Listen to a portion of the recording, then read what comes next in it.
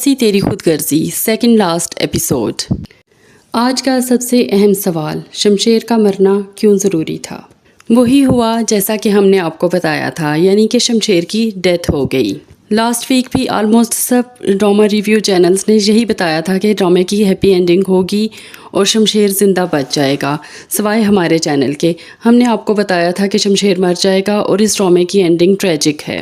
تو ہمارے چینل کو سبسکرائب کر دیجیے اور ہماری ویڈیو کو لائک اور شیئر کرنا تو ہرگز مت بھولیں، کیونکہ ہم جو کہتے ہیں وہ ہو جاتا ہے۔ اب یہ سوال کہ شمشیر کو مارنا کیوں ضروری تھا، تو ڈرامے کے سٹارٹ سے ہم نے دیکھا کہ شمشیر ایک نیگیٹو کریکٹر تھا۔ وہ شراب پیتا تھا، نشہ کرتا تھا۔ اس نے مہک کے بے گناہ باپ کو جیل میں ڈلوایا، مہک کو اغوا کیا اور زبردستی مہک سے شادی کی۔ اب اتنی زیادتیوں کے بعد شمشیر کے کریکٹر کو ریڈیم کرنا بہت ہی مشکل تھا، کیونکہ سوشل میڈیا پر اس وقت یہ سوال گردش کر رہا ہے کہ کیا اس طرح کوئی بھی لڑکا اپنی پسند کی لڑکی کو اغوا کر کے اس سے شادی کرے اور پھر وہ اچھا بن جائے تو ایونچولی اس لڑکی کو بھی اس سے محبت ہو جائے گی اور ہیپیلی ایور آفٹر ہو جائے گا؟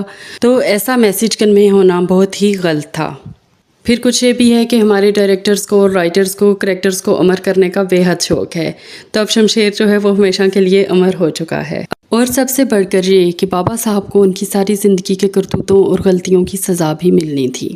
شمشیر کی ڈیتھ کے بعد ایک طرح سے ڈرامہ تو اینڈ ہو ہی چکا ہے۔ نیکسٹ ایپیسوڈ میں ہم بابا جی کا اینڈ دیکھیں گے۔ بابا صاحب جو ہیں انہوں نے کنفیشن کر لیا ہے، اپنا بیان حلفی جمع کروا دیا ہے اور وہ سب جرائم کی سزا بھگتنے کے لیے تیار ہیں۔ پریس ریلیز کرنے جا رہا ہے ان کا بیٹا دارا، اور دارا کی بیگم فروا کا ہم نے آپ کو ہمیشہ سے بتایا تھا کہ جب بھی اس خاندان پر برا وقت آئے گا یہ عورت اس خاندان کو چھوڑ کر بھاگ جائے گی، تو فروا ایسا ہی کرے گی۔ فروا جو ہے وہ دارا کو چھوڑ کر چلی جائے گی۔ ملازم جب بابا صاحب کو اندر لینے آئیں گے پریس ریلیز کے لیے، تو بابا صاحب کی آلریڈی ہارٹ اٹیک سے ڈیتھ ہو چکی ہوگی۔ بابا صاحب نے اپنے جرائم کا اقرار تو کر لیا، لیکن ان کی سزا بھگتنے کی ان میں ہمت ہرگز نہیں تھی۔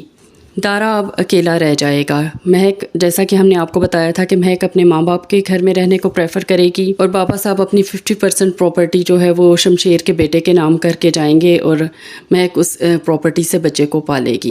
اب آتے ہیں ایپیسوڈ کی پروسیڈنگز کی طرف۔ جس وقت شمشیر کے پاس مہک آئی اور شمشیر نے اپنا ماسک اتارا تو شمشیر کا چہرہ بالکل حشاش پشاش تھا، کہیں سے نہیں لگ رہا تھا کہ اس کو گولی لگی ہے اور اس کا اتنا زیادہ خون بہہ چکا ہے۔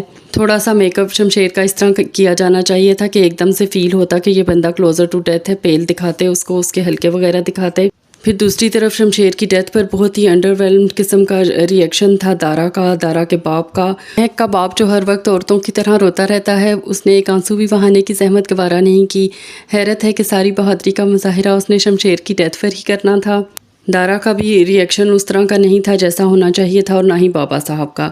اٹھ کر یہ پارٹ بہت ہی زیادہ ویک لگا۔ نہ ہی شمشیر کا فیونرل دکھایا گیا، نہ ڈیڈ باڈی دکھائی گئی، نہ مہک کو روتے ہوئے دکھایا گیا۔ کچھ بھی نہیں کرنا تھا تو اس ایپیسوڈ میں ہی ڈرامہ کلوز آرام سے ہو سکتا تھا۔ اب نیکسٹ ایپیسوڈ جو ہے وہ صرف اور صرف مہک کے فلیش بیکس ہوں گے۔ یہ ایک ہائر TRP کا ڈرامہ تھا، آپ سب نے اس کو بہت پسند کیا۔ ہمارے ریویوز کو بھی کائنڈلی دیکھیے، ہمارے چینل کو سبسکرائب کیجیے اور شیئر اور لائک کرنا ہرگز مت بھولیں۔